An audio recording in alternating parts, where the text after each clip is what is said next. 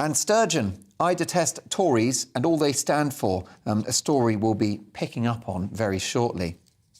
Also, Truss tells Rebel MPs, I will listen to you on benefits.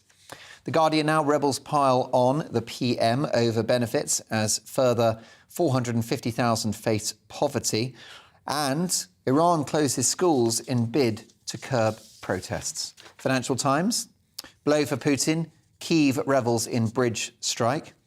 And soaring property fund withdrawals after mini-budget raise fears of fire sales. More fallout from that mini-budget 2 weeks ago.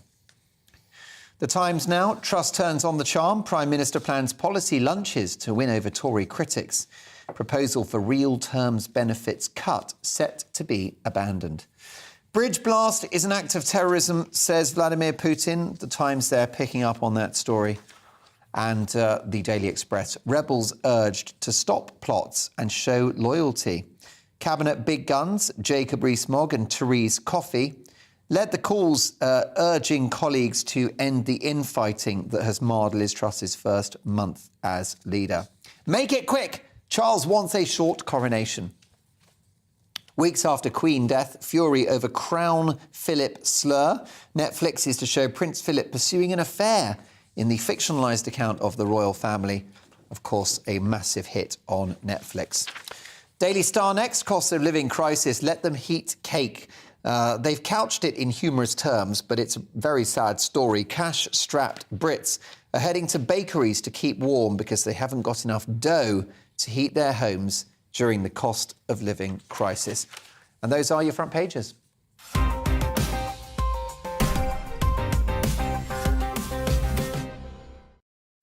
Diane, talking about people going to bakeries to warm up. One of the reasons why I've been told this, raised a Catholic, that churches back in the day were very popular, partly, as my grandmother said, we went in just to kind of warm up a bit. In a church? Yeah. Absolutely. Because churches were often the only building that was properly heated, so, you know... No, yeah. I must admit, you know what? I was a small part in a film, and we filmed it in a church, and they had under-pew heating. Yeah. And I had a blanket with me, because I thought, right, church is going to be freezing. When I put the blanket over my knees with the under-pew heating, oh, my God, I was in heaven. Yeah, we haven't really got time for this, Josh, no. But the heating solutions in Victorian churches are pretty innovative. Well, yeah, I mean, if you were a Jew in Spain in the 16th century... sorted. What are you going to do? You're quids in, aren't you? Let's have a look at Monday's Guardian, and it looks like Liz Truss is very much for turning, Diane. Oh, yes, Liz Truss, don't give her the keys to your car. She'll be doing donuts in the car park. So, the Guardian are leading... disgusting. Diane, it's a family show. Some people might be having a late dinner. I'm sorry, it's because we started in a bakery all about donuts. So the Guardian are going with Liz Truss... rebels pile on PM, which I'm sure you're not supposed to do, over benefits as further 450,000 face poverty. So this is all coming down to how the benefits are going to be raised. Sorry, I came in so enthusiastic.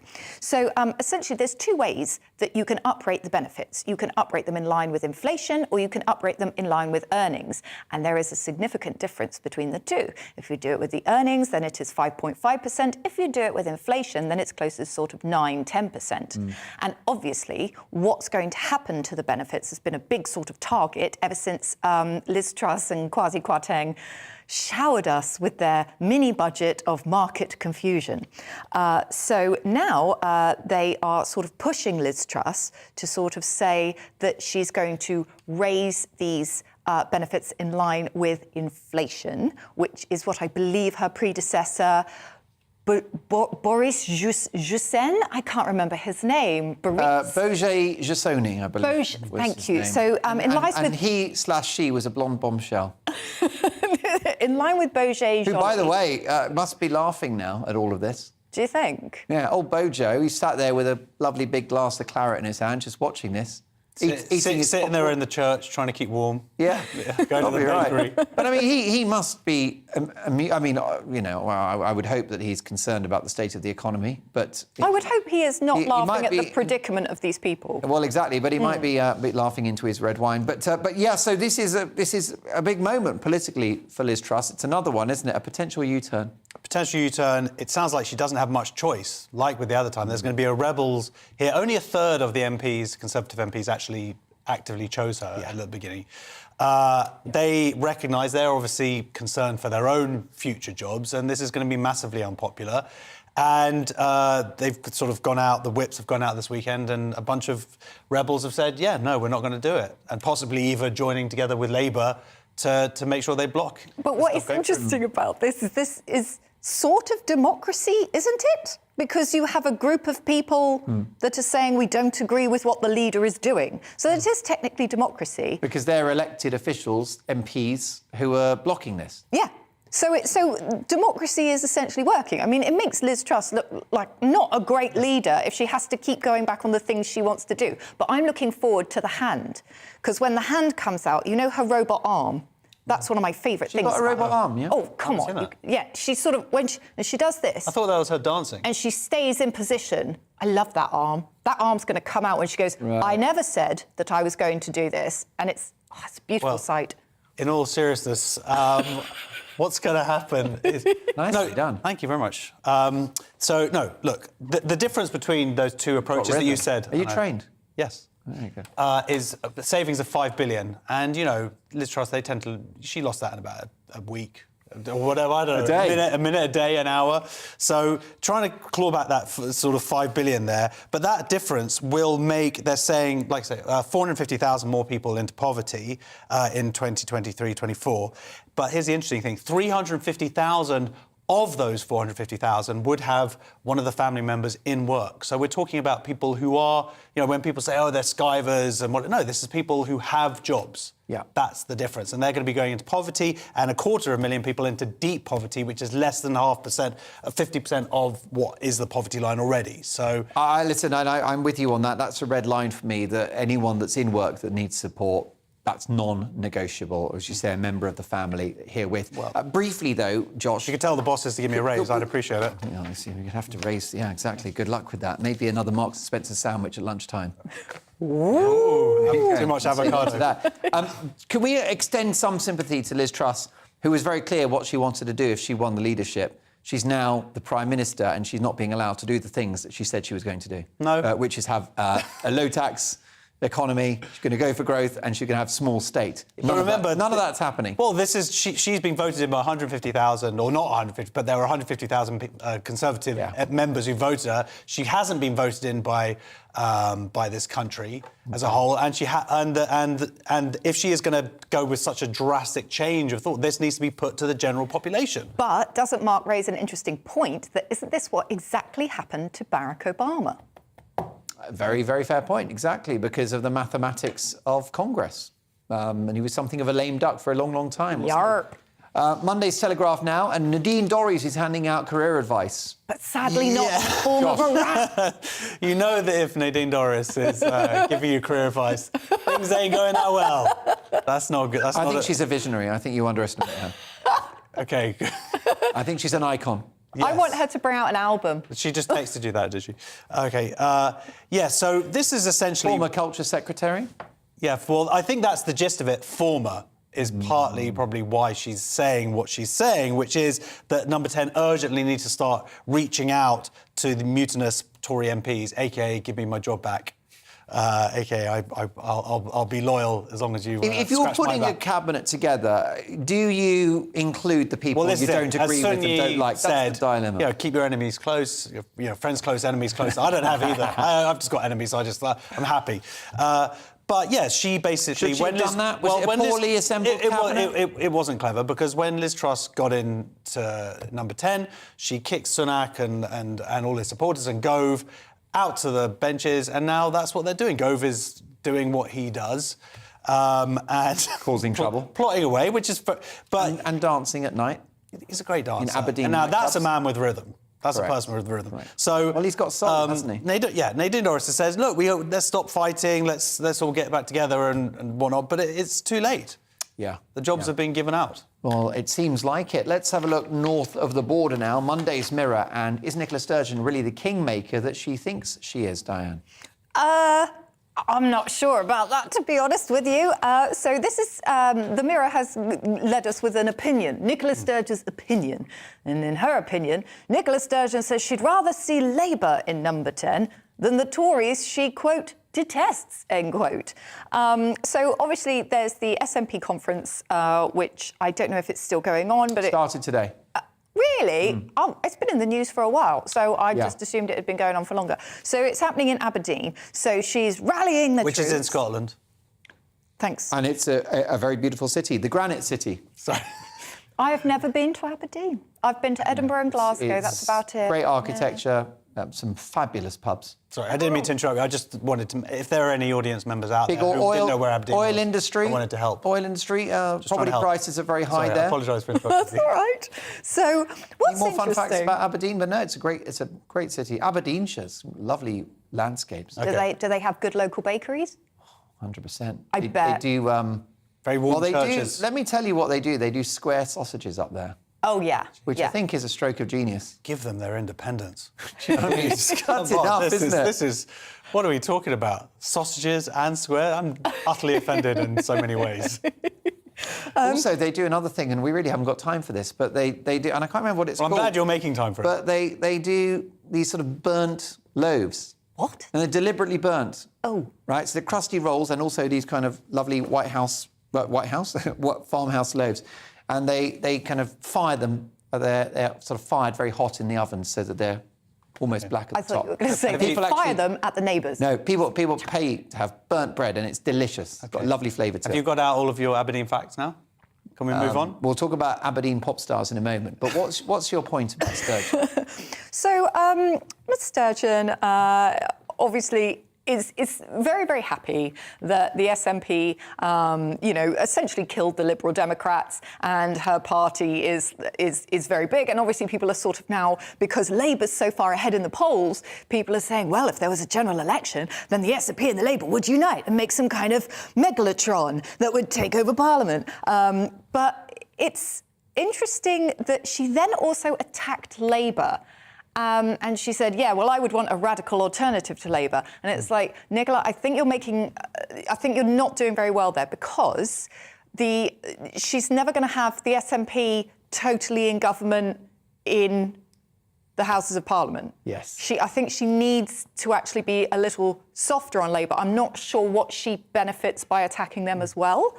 So it's in the Mirror. Well, I think she's worried about the increasing popularity of Labour in Scotland. I think she's seen the threat of the Tories and the Lib Dems, and therefore perhaps Labour are on the march. Yeah, and this is all because I think that is a very good point, and also it's because she's building up to hold the second Scottish independence referendum, 2023, October the 19th, and she's waiting for the High Courts to sort of give her a yay or nay on that one. Yeah, I mean, I'm interested to see that this is in the Mirror, which is ostensibly a Labour paper, because it's sort of pushing forward the narrative that they're sort of saying that Labour would work together with the SNP to get into power. And that's really a sort of a Tory scare tactic, which isn't true. Keir Starmer has very explicitly said, no, we are not going to do that. Yeah. So for the Mirror to be kind of pushing this angle is slightly frustrating.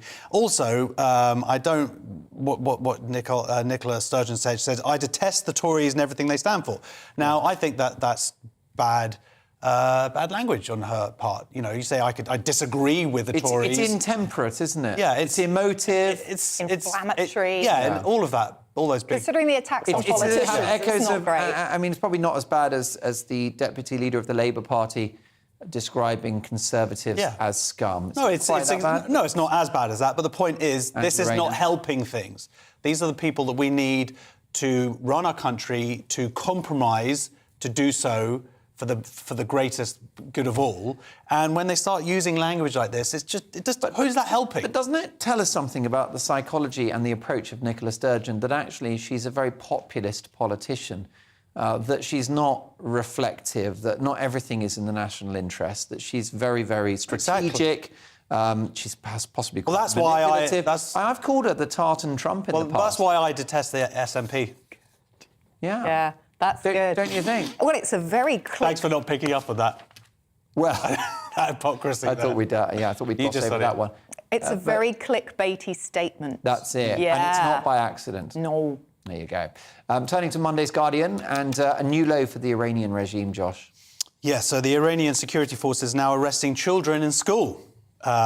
This is in Iranian Kurdistan, and the protests are basically spreading seemingly exponentially.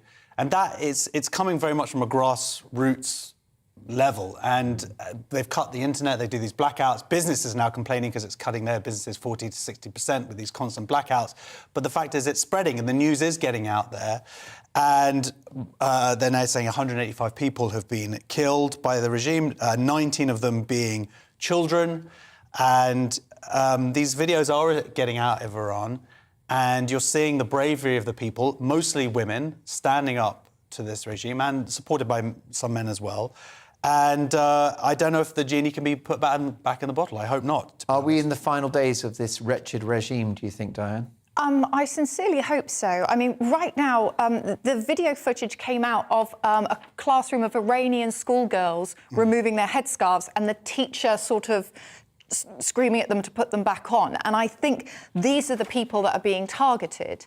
And also, they've been shutting the schools and the higher education institutions. Let's remember that Mahsa Amini, the woman who was killed and whose death, which was reported on by two young female journalists who have now both been imprisoned, was actually the trigger for all of these protests to sort of push back against the morality police and this very, very tight Sharia law.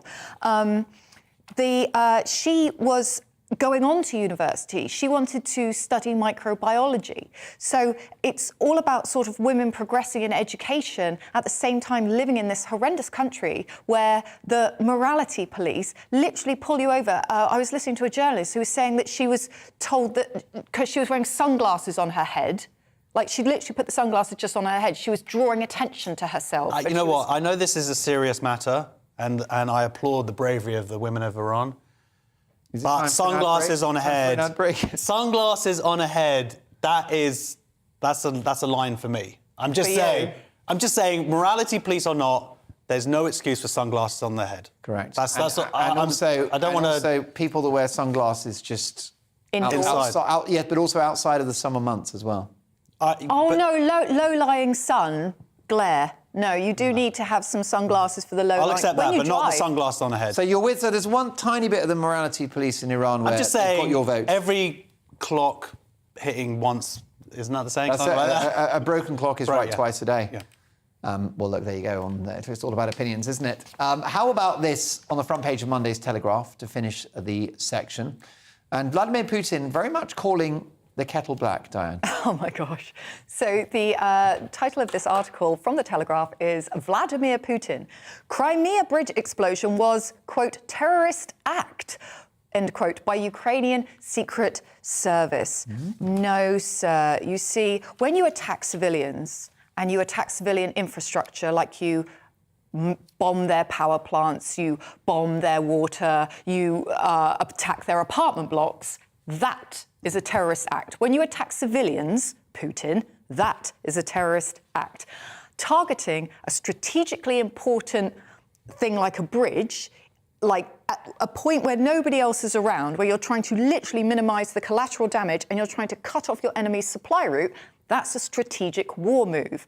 And there is a significant difference. So this is simply Putin continuing his rhetoric because he still, sadly, has allies around the world. So the more of these ridiculous pumped up ceremonies he could do, the more of this media he can get out where he's there going, oh, look, we've just announced that all these places are free, you know, so that he can give it to sort of Chinese state media and the rest of them who support him so they could circle all of this and say, oh, look, you know, he's doing well. It's just more of his poisonous rhetoric.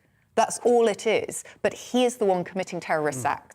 Listen, Josh, you're very much foursquare behind the morality police in Iran. Any positive words for Putin? No. please. No, not at all. You started You've just done a U-turn. Oh, really? Well, look, No, if he was, if this had to do with He's a pass on the head. pirouetting like Liz Truss. The bridge is an important. It's a strategic blow, but it's a moral blow to Russia too, isn't it? And an ego blow directly to Putin, because it was only very recently that he was going, the miracle bridge, and it was a great source of pride for him. Yeah. So it's a massive, massive impact. But it also has a huge impact on the war itself in terms of resupplying the Russian troops in that area. And the Ukrainians, they just retook an area the size of Devon within like a few days. I mean, they're doing amazingly, and this is forcing now Putin to call a meeting of his Security Council to discuss retaliation options. That's where people start going, oh no, he's going to use nuclear bombs, and what's he going to do? He's already bombing civilians, so now he's threatening to go to the next level. No, but he doesn't even need to do that because of what's happened at the Zaporizhzhia nuclear power plant. Like, you essentially have what could be used in that way. But I think that, I think it's interesting that some of these articles are now comparing it to counties in the UK, so that we could kind of go, they've reclaimed an area the size of Devon. That's big. That's pretty good. I mean, you think about it. And that's why Putin's got all his conscripts now, and he's trying to add people. It's not people to fight, it's people to hold on to what they've got. Well, look, absolutely right. News just in about those wonderful baked products from Scotland that are very, very burnt, OK? We've done some research. The team have been hard at work on this. And these rolls, which are like overcooked, are called well-fired bread rolls. Well-fired. The blackened rolls, which are famous in Scotland, have an overdone outside with a light, bitter flavour and have a soft and chewy centre. So there you go. There's your little bit of bake-off action here on Headliners. But I lived in Scotland for 4 years. They are delicious, let me tell you. That's it for part one. Coming up in part two, don't know about burnt, but these two are on fire. We've got racist clothing, racist comedians and racist rappers. Oh dear, see you in two.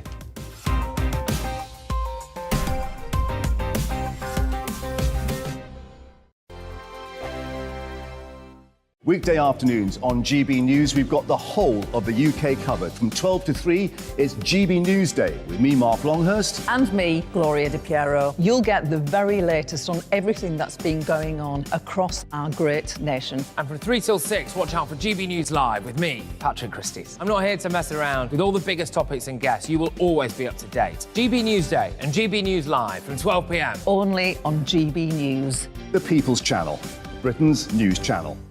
Hello there, it's Eamon Holmes here from Breakfast on GB News. We're not just on your television and your screens, We're on DAB plus digital radio, so you can listen to your favourite shows on the move. If you've not yet listened to GB News Radio, it's very simple. We're on your radio player and TuneIn apps, on your smart speaker, phone or tablet, or online at gbnews.uk. Take us with you wherever you go. GB News Radio. You never have to miss a moment of the People's Channel. Join my show Farage, 7 p.m. till 8 p.m. Monday through Thursday. And there you will get opinion, analysis, debate, and I'll cover stories that nobody else dares to touch. You've been cancelled. Join the club.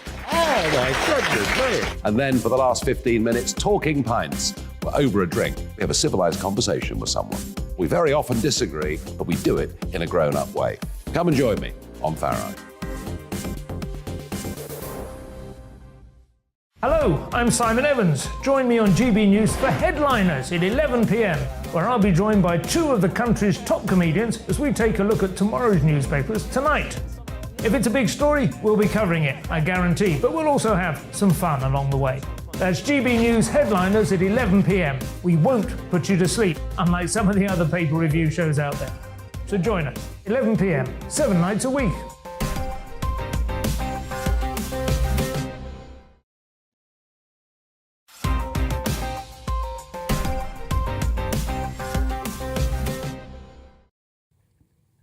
Welcome back to Headliners with me, Mark Dolan. Your first look at tomorrow's papers tonight in the company of Josh Howie and Diane Spencer. Well, let's crack on. Lots more stories to get through before more of my memories of Aberdeen. Monday's Mail, and I thought the cotton slave trade was a thing of the past, but Josh, how wrong I was.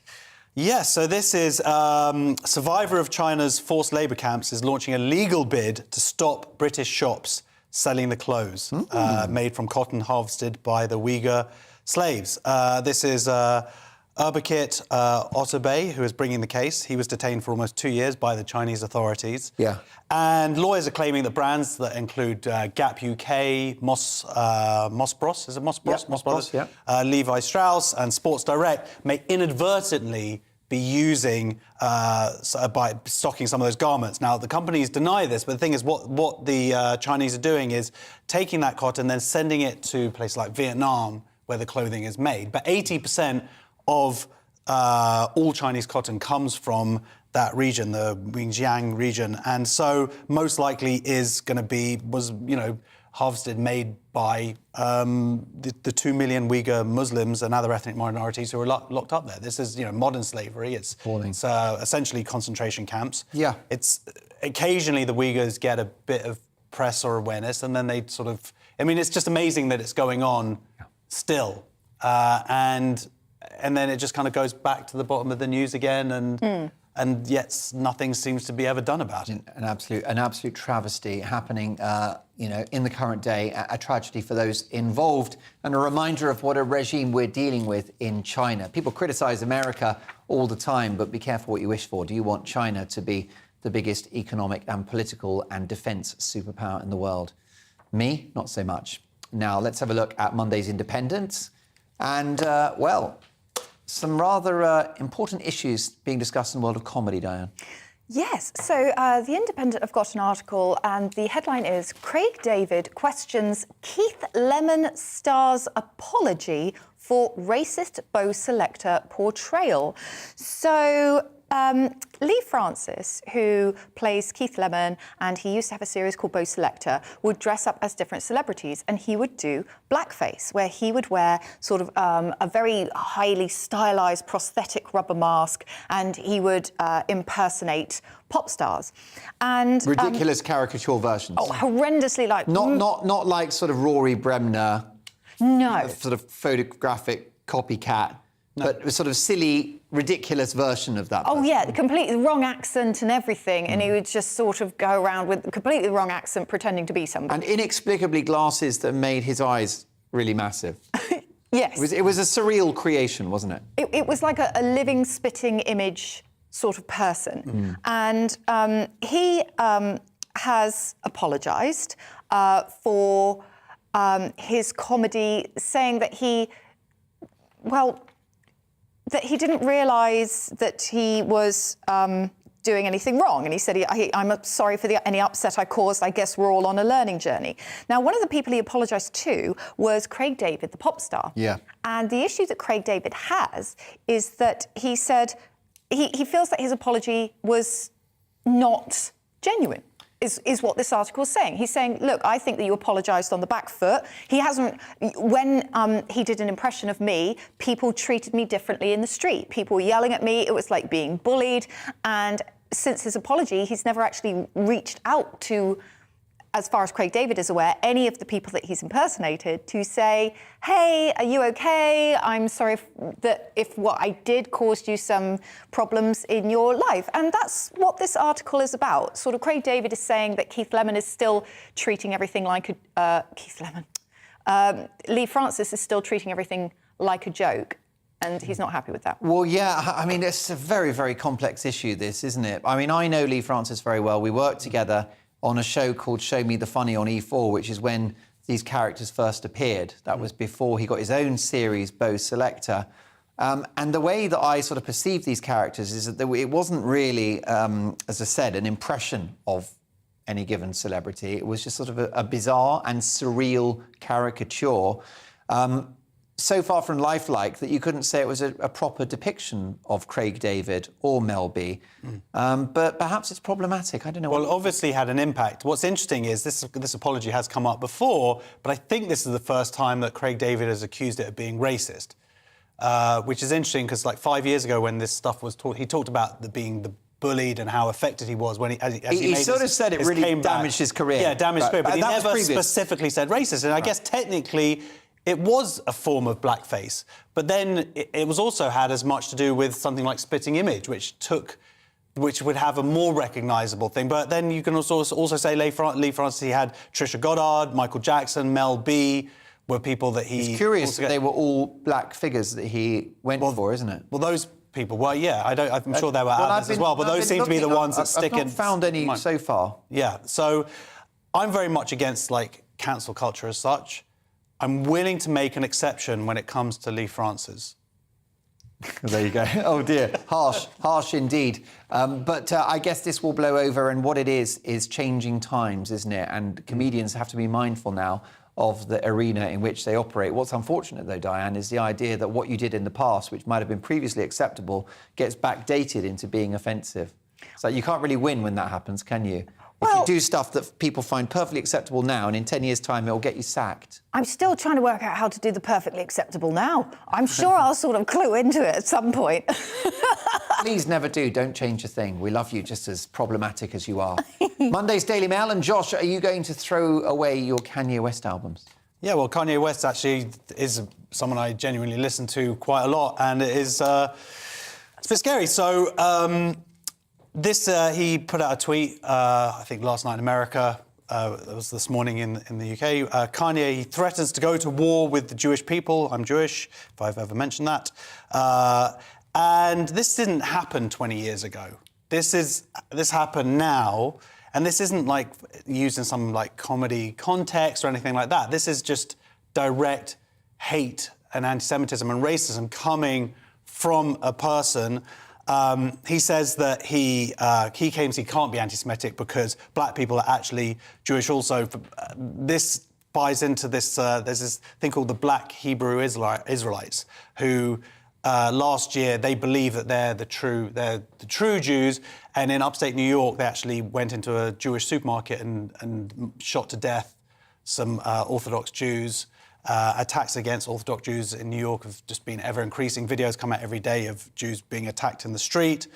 And Kanye West is propagating this. I should point out he has 30 million or above 30 million followers on Twitter. That is over double the number of Jews in the world, 15 million Jews. In the time that this tweet was up, it got about 50,000 likes or so.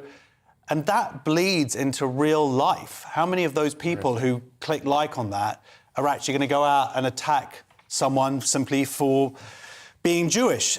This kind of started actually on Instagram, and now it's mitigated. It went across to Twitter. It started on Instagram, and Puff Daddy. This started with the T-shirts that he's been wearing, Kanye West, saying "White Lives Matter," and Puff Daddy went on and sort of was messaging him saying, look, mate, this is damaging our people, please stop this. And then Kanye said, oh, look, I know you've got, like, the Jews are telling you what to do and this and that, and I'm going to publish these messages, which is what he did.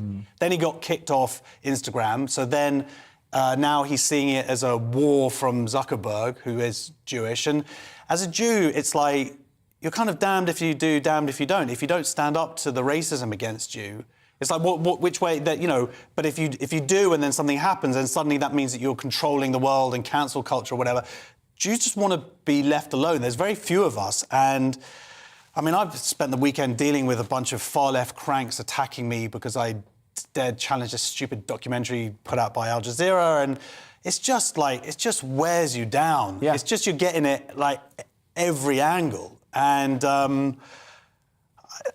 like I say, I just want to be getting on with my day, and that's a choice you have to. And the problem with a figure like this making these comments, it normalises anti-Semitism, makes it mainstream, perhaps in a way that we saw under the leadership of Jeremy Corbyn when he was running Labour. Yeah, when you have an influential figure making these comments, then suddenly it means that people who pay attention to that influential figure can take that comment and go, oh, am I supposed to go DEFCON 3 on Jewish people, written in capital letters? And suddenly it can sort of put that tiny little seed of nastiness into somebody's brain. In the context of the Holocaust, I mean, it's just about the most offensive thing you could say. It's absolutely mad. And, yeah, so as Josh was saying, I mean, he has just done a fashion show with the White Lives Matter T-shirt. I mean, I don't know, is this him genuinely losing the plot?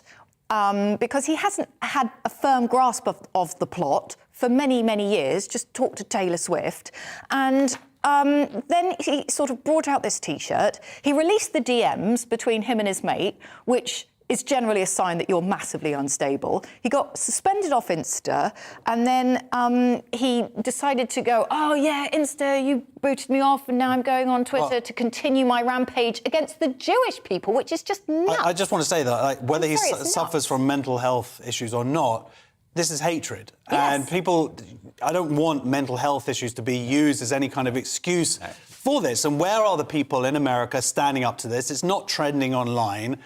And people are scared to accuse him of being a racist, which is what he's doing, because, you know, it's Kanye West. But also the reaction to this globally ties in with the theme of David Baddiel's book about the Jewish religion. Exactly, of course. Which is, what's that book called? Jews Don't Count. Jews and of Don't course, this is the thing. If this celebrity had been any other ethnicity and talked about any other ethnicity in that way, could you imagine the response? He's in a protected ethnicity in which he can say what the hell he likes about Jews. Well, it's just, I think, whether he is black or not, I think it seems to be that people seem to feel like it's acceptable to say whatever they like about Jews. Dan? I'm sorry, I just want to clarify what I meant by sort of his... I don't mean... No, I didn't mean that you were. I just say I've seen people online go, oh, well, he's obviously having a mental health crisis. Well, so what? Like, that hatred is coming from a real place. Yeah, I agree with you. He's a billionaire rapper. Yeah, he's £2 billion. It's not like the Jews have cancelled him.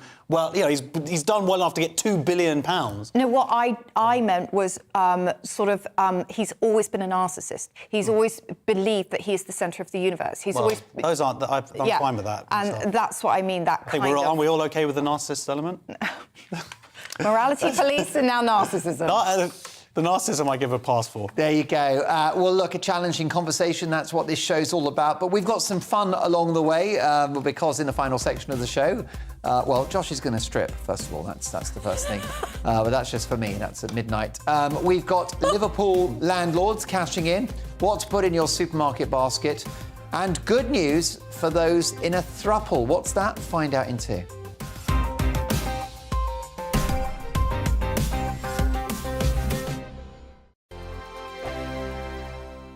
Weekday afternoons on GB News, we've got the whole of the UK covered. From 12 to 3, it's GB News Day with me, Mark Longhurst. And me, Gloria Di Piero. You'll get the very latest on everything that's been going on across our great nation. And from 3 till 6, watch out for GB News Live with me, Patrick Christys. I'm not here to mess around with all the biggest topics and guests. You will always be up to date. GB News Day and GB News Live from 12 p.m. Only on GB News. The People's Channel, Britain's news channel. Hello there, it's Eamon Holmes here from Breakfast on GB News. We're not just on your television and your screens, you know. We're on DAB plus digital radio, so you can listen to your favourite shows on the move. If you've not yet listened to GB News Radio, it's very simple. We're on your radio player and tune-in apps, on your smart speaker, phone or tablet, or online at gbnews.uk. Take us with you wherever you go. GB News Radio. You never have to miss a moment of the People's Channel. Join my show Farage, 7 p.m. till 8 p.m. Monday through Thursday, and there you will get opinion, analysis, debate, and I'll cover stories that nobody else dares to touch. You've been cancelled. Join the club. Oh, my goodness me. And then for the last 15 minutes, talking pints. Over a drink, we have a civilised conversation with someone. We very often disagree, but we do it in a grown-up way. Come and join me on Farage. Hello, I'm Simon Evans. Join me on GB News for Headliners at 11 p.m, where I'll be joined by 2 of the country's top comedians as we take a look at tomorrow's newspapers tonight. If it's a big story, we'll be covering it, I guarantee, but we'll also have some fun along the way. That's GB News Headliners at 11 p.m. We won't put you to sleep, unlike some of the other paper review shows out there. So join us, 11 p.m, 7 nights a week.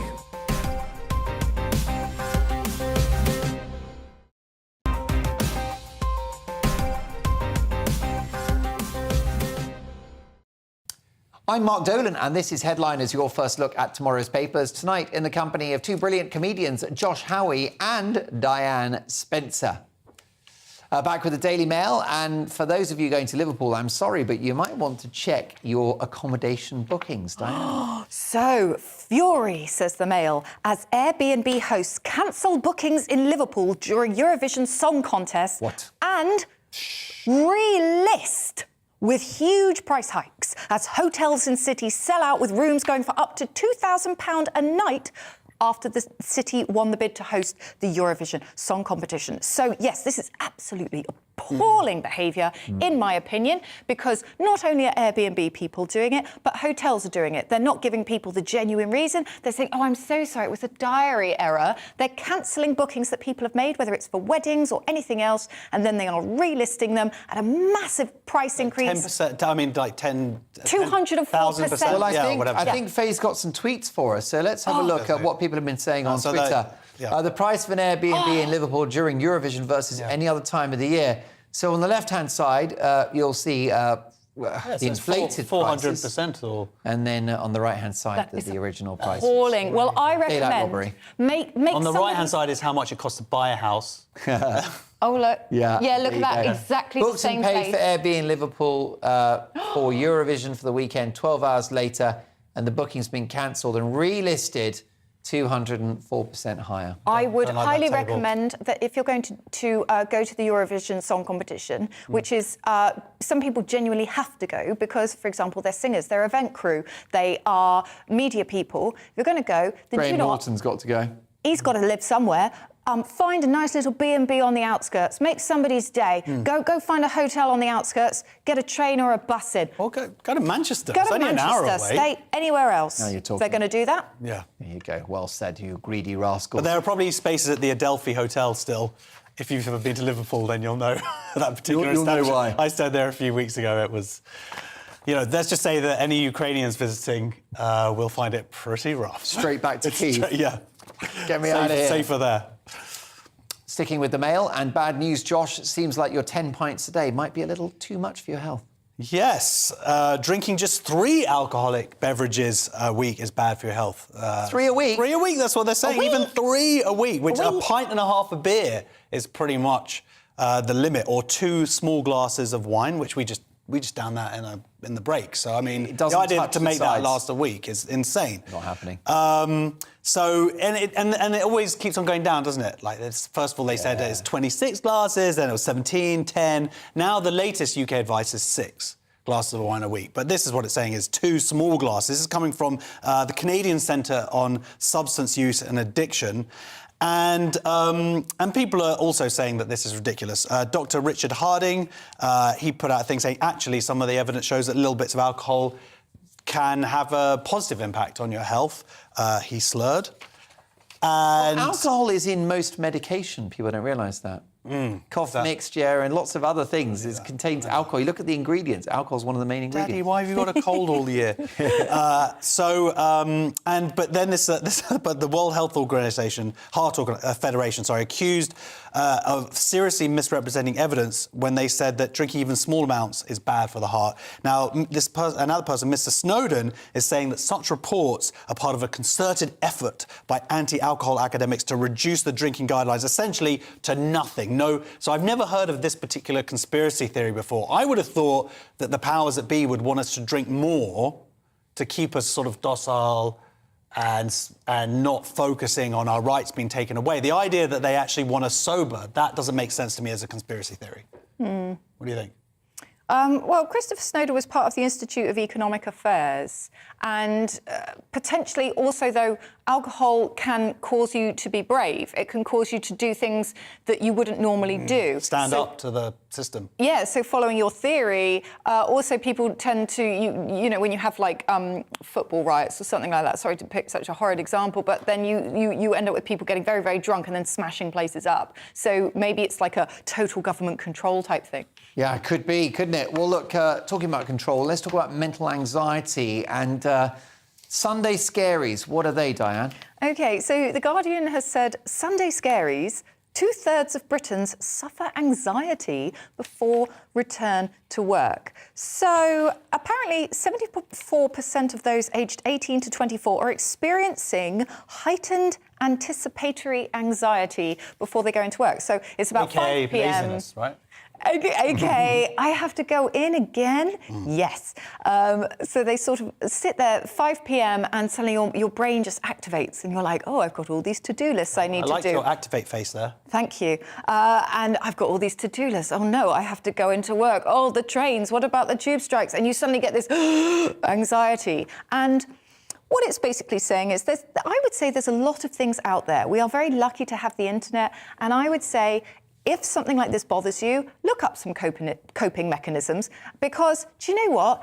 Things are not as bad as you think. Anxiety is just fear of the future, and just you can't live your life like that. So you have to just sort of look after yourself and just think, no, yes, it's going to be rubbish. A good thing that you can do, get a hobby that really fascinates you and just do that on Sunday evening, and then you'll be absolutely fine. And that would be going to the pub, wouldn't It's just this is what it says here. It says we keep 3 drinks. But it's interesting how the different ages distract themselves. It says 18 to 24-year-olds use social media, 25 to 32-year-olds binge-watch television, 34 to 40 comfort eat, and anyone over 40 is asleep by 6. Oh, yeah, well, they probably are. That'll be me, I'll be honest with you. Let's move on now to The Telegraph and a story about friends. Sorry, Josh, imaginary friends don't count. Oh, what a shame. This is how many friends you need to be happy. Essentially, what they're saying is you need 5 good friends. Yeah. And they should do a sitcom about 5 good friends and another friend. So six friends? That's a maybe great set idea. it in New York. Maybe even call it Friends. I don't know. I think they've got a hit on Make the sure hands. all of them are white. Oh, of course, yes, of course. Goes without saying, yeah. And then by the sort of end 6th season, when it's very successful and people are going, why are there no black people in here? Suddenly, just bring in one person as a girlfriend, maybe, possibly. So yeah, this is it's quite interesting. How they define good friend though is someone who you might borrow £100 from, or would let you stay the night at their place if you got kicked out. As someone who spent last night skint sleeping out on the street, it's obvious how many friends that I have here. Then you can have 15 good friends, so 5 really good, 15 good, and then about 150 kind of acquaintances. Acquaintances. We've just been ghosted. What I picked up from this article is something that I've always felt is important. You need to actually put in face-to-face time to get friends. You need to actually hang out with them, because everybody knows somebody flaky who always pulls and they say, we must have lunch. One that and wears then sunglasses on their head. Correct. Yeah, the cut. We're having words. Yeah. Eating and then you burnt send a little Scottish bread. You two are terrible. Those people. And then you need to actually Kanye sit West. with people, and share time with each other. I know, it's true. They said 90 hours, isn't it? No, 34 hours one-on-one to cultivate a good friendship, but 90 hours for a great friendship. Yeah, so you've got to spend time with your friends. And do you know what? If you find it difficult to meet people, again, you go to a club, actually meeting people, because then as you spend more time with those people, or you have a hobby that you develop together, because a lot of people apparently have loneliness. And so a way to combat that is to actually get out there, and it's a little bit scary at first, but then meet people and hang out with them. And the more you sort of hang out with people, the more you find the people that you want to hang out with, and then you have friends. Well, maybe one way to be happy is to be in a throuple. Diane. Oh, my gosh. So the Daily Mail, New York judge rules that thruples have same legal protections as couples. Now, what is a throuple? So a throuple is where apparently 3 people are in a relationship. So it's like couple but third, so throuple. I love how you're pretending, Mark, that you don't know what a throuple is. I mean, we've been in a throuple now, 3 of us. It's a good point. For about a year, and now you're sort of just pretend it means nothing now I suddenly? feel a bit cheated, because I've been in this throuple for a long time, and I ain't getting any. Josh? Sunglasses on the head. I find it a big turn-off, Josh, mate. I'm especially disappointed in you. turn-off. So essentially this was because there were 3 gentlemen. So there was Scott Anderson, his boyfriend Marcus O'Neill, and Scott Anderson's husband, Robert Romano. And it all came down to Anderson dying, and then O'Neill tried to take over the rent that his late boyfriend had had. Yeah. And essentially a judge ruled that, well, they were still in a loving relationship. And as things change, you know, she sort of said, you know, the definition of a family-like relationship for the purposes of receiving the same protections from eviction surely they should apply here. So that's what's happened. I mean, it's interesting because in America you already have Mormons, which is that not polygamy? Is that not where you have that? But they are actually married, whereas these people weren't married. It was a married couple. The married people actually lived apart, whereas the other gentleman lived with one of the married people, the person who died. So they weren't technically married. So it's an interesting one. Yeah. OK. Sophia, where would you like to go next?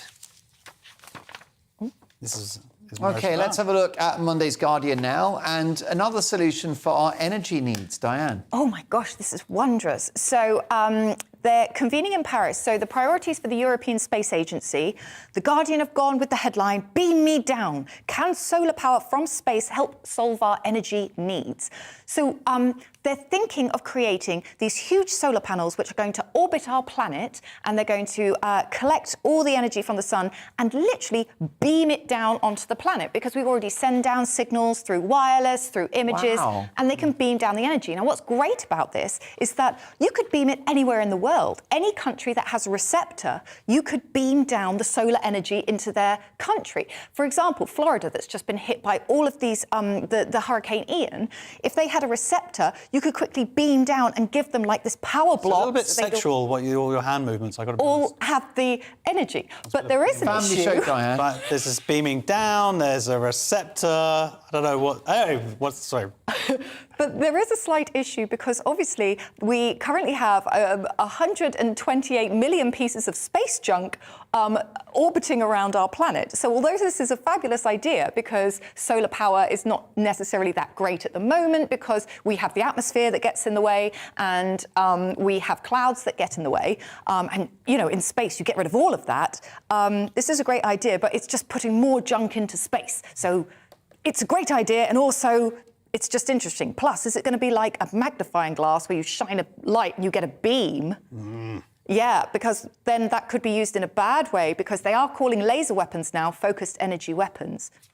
So that's a double-edged sword, isn't it? Can we finish, Diane, on posters in a childhood bedroom wall? OK, so the Daily Mail have said, hands off my Kylie.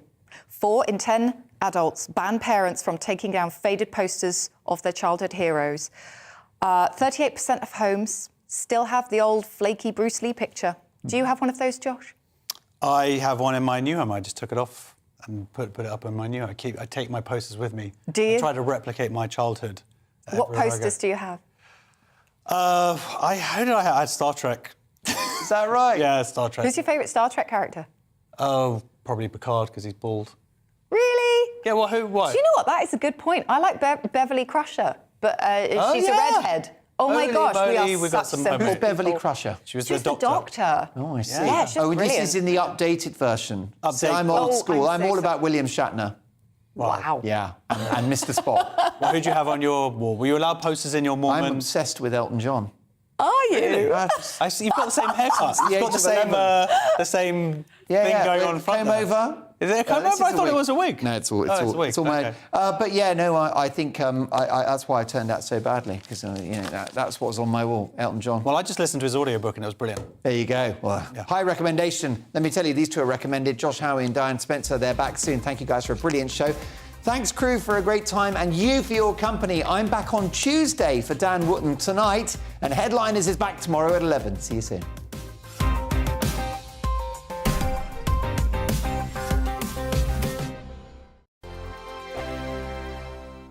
I'm Dan Wootton. Join me Monday to Thursday from 9 to 11 for the feistiest and most fun news debate on TV, where free speech reigns. I'll bring you a sharp take on the day's biggest stories, bombshell newsmaker interviews, and A-list guests. And I guarantee you, no spin, no bias, no censorship, and no reason to go to bed. That's Dan Wootton tonight, Monday to Thursdays from 9 on GB News. On Mark Dolan tonight, we have a simple plan, which is to inform, stimulate and entertain in equal measure. It's all about getting your opinions on the national television airwaves. I love my viewer emails, mark@gbnews.uk. So do join me from 9 p.m. to midnight every Friday, Saturday and Sunday for big guests, big opinions and a big presenter. 6'5", don't you know? See you then on GB News. Weekday afternoons on GB News, we've got the whole of the UK covered. From 12 to 3, it's GB News Day with me, Mark Longhurst. And me, Gloria Di Piero. You'll get the very latest on everything that's been going on across our great nation. And from 3 till 6, watch out for GB News Live with me, Patrick Christys. I'm not here to mess around with all the biggest topics and guests. You will always be up to date. GB News Day and GB News Live from 12 p.m. Only on GB News. The People's Channel, Britain's news channel. Hello there, it's Eamon Holmes here from Breakfast on GB News. We're not just on your television and your screens, you know. We're on DAB plus digital radio, so you can listen to your favourite shows on the move. If you've not yet listened to GB News Radio, it's very simple. We're on your radio player and tune-in apps, on your smart speaker, phone or tablet, or online at gbnews.uk. Take us with you wherever you go. GB News Radio. You never have to miss a moment of the People's Channel. Join my show Farage, 7 p.m. till 8 p.m. Monday through Thursday, and there you will get opinion, analysis, debate, and I'll cover stories that nobody else dares to touch. You've been cancelled. Join the club. Oh my goodness me. And then for the last 15 minutes, talking pints. We're over a drink. We have a civilised conversation with someone. We very often disagree, but we do it in a grown-up way. Come and join me on Farage. Hello, I'm Simon Evans. Join me on GB News for Headliners at 11 p.m, where I'll be joined by two of the country's top comedians as we take a look at tomorrow's newspapers tonight.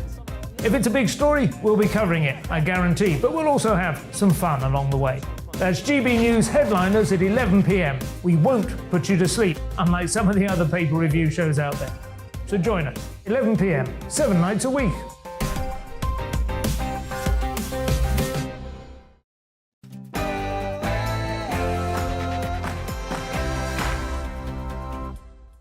Elon Musk decides to buy Twitter after all, white students are banned from Black History Month events at Westminster University, and mermaids are on the rocks. This is Free Speech Nation.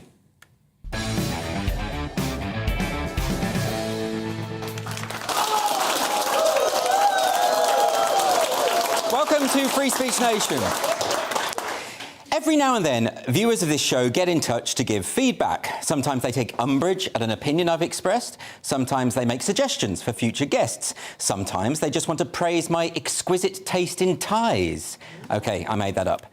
But sometimes I've had regular viewers of the show contact me to ask why it is that I so often cover stories relating to transgender activism and women's rights. And I'd like to take this opportunity to explain why. The rise of gender identity ideology is one of the most significant cultural shifts we've experienced in recent years. It isn't just about accepting people for how they want to dress, what they want to call themselves, or how they want to live their lives, none of which anyone has a problem with, but rather that we should reorganise society around the concept of gender rather than sex. And this has major implications for women's rights, because single-sex spaces such as domestic violence, refuge centres, hospitals and prisons depend first and foremost on biology. It also has major implications for gay rights, which were secured through a recognition that will always be a minority of people who are attracted to members of their own sex. When you disregard biology, in other words, you disregard gay rights. Now, I've said all this before, but why does it bear repeating? Well, I'll tell you.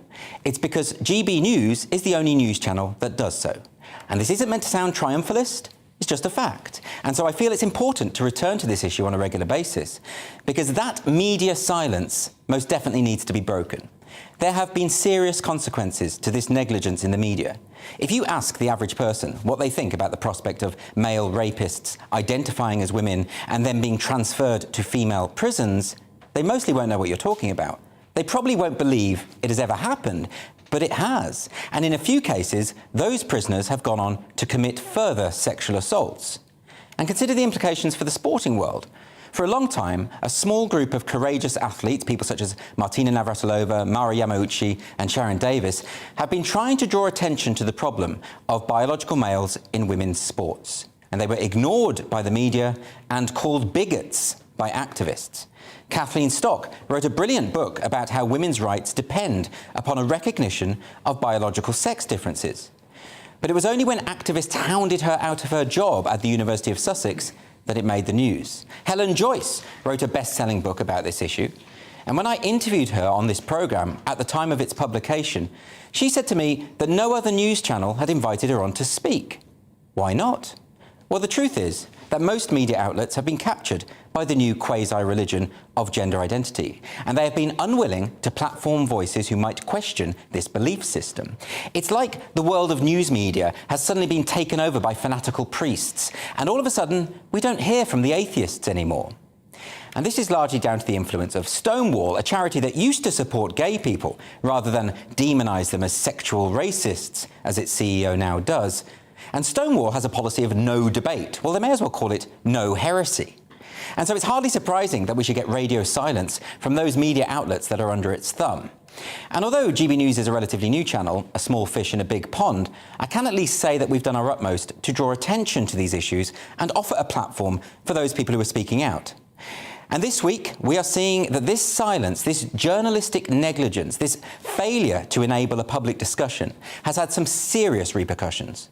The trans youth charity, Mermaids, has finally come under a degree of media scrutiny this week. Better late than never, I suppose. You'll remember that Mermaids is a group that recently took LGB Alliance to court in an attempt to have it stripped of its charity status. And why? Because Mermaids takes the view that a charity that defends the interests of gay people is somehow transphobic. This isn't true, of course, but gay people and feminists too have become accustomed to these kinds of slurs. Many years ago, Mermaids used to offer sensible advice to the parents of children who were struggling with their gender. It would suggest a more hands-off approach and pointed out in its literature that in most cases, these feelings of gender dysphoria in childhood would be resolved naturally through puberty. But in recent years, it has adopted the gender affirmative approach, which has resulted in children being fast-tracked onto harmful medication. The majority of these children will have other issues that account for the dysphoria, as I pointed out on this show many times. The studies are absolutely clear that there is a strong correlation between gender nonconformity in youth and homosexuality in later life. So Mermaids has been complicit in an ideology that seeks to fix gender non-conforming children according to heterosexual norms. It has claimed that puberty blockers are harmless and reversible, even though evidence is clear that this is not the case. A recent investigation by The Telegraph revealed that Mermaids had encouraged breast binding for young girls without parental consent. This is a harmful practice that can lead to all sorts of medical problems, including breathing difficulties and broken ribs. Well, the Charity Commission is now investigating Mermaids, and all hell is breaking loose. This charity has been supported by major corporations. Starbucks and Wagamama have previously run campaigns in association with Mermaids, and celebrities have been falling over themselves to declare their approval. But now, tweets are being deleted, evidence erased, because it's becoming increasingly clear that Mermaids, for all that it has been perceived as being progressive, inclusive, and on the right side of history, is in fact regressive, reactionary, and a danger to the very people it purports to help. And it doesn't stop there. Over the past few days, it has been revealed that one of Mermaid's trustees is an academic with a long history of writing in support of paedophilic desire. Now, even the most ardent free speech absolutist must surely concede that these kind of writings should disqualify him from being a trustee of a children's charity. It's clear that Mermaids wasn't undertaking due diligence, but diligence was never the priority here. It was all about the ideology. In the court hearing with LGB Alliance, a representative for Mermaids admitted to having not read the Cass review. Now, this was the report into the Tavistock. This is the gender paediatric clinic run by the NHS, which was found to be unsafe for vulnerable children and was shut down. And the chair of Mermaids said in court that the Cass review was, quote, not Mermaids' field. Not Mermaids' field. The Cass review is one of the most significant reports on the healthcare of children with gender dysphoria that has ever been produced. If this isn't Mermaids' field, then perhaps they should stop sending breast binders to kids. Of course, many of those who supported mermaids in the past have been conspicuously silent this week. Others have doubled down and declared that mermaids is being targeted by anti-trans activists. But this isn't true. I've spoken to numerous critics of mermaids and gender identity ideology more broadly, and not one of them is anti-trans. But of course, there's a lot at stake here. People eventually are going to have to admit that they supported the sterilisation of children, many of whom were simply autistic or were likely to grow up gay. Many decent people have been hoodwinked into supporting this dangerous ideology, and so of course they're going to find this difficult to come to terms with. But sooner or later, they're going to have to face up to reality. Too many people know about it now, and the truth is getting out there. This is what J.K. Rowling wrote in August 2020. An ethical and medical scandal is brewing. I believe the time is coming when those organisations and individuals who have uncritically embraced fashionable dogma and demonised those urging caution will have to answer for the harm they've enabled. Just like the myth of Cassandra, these words were powerfully expressed, but largely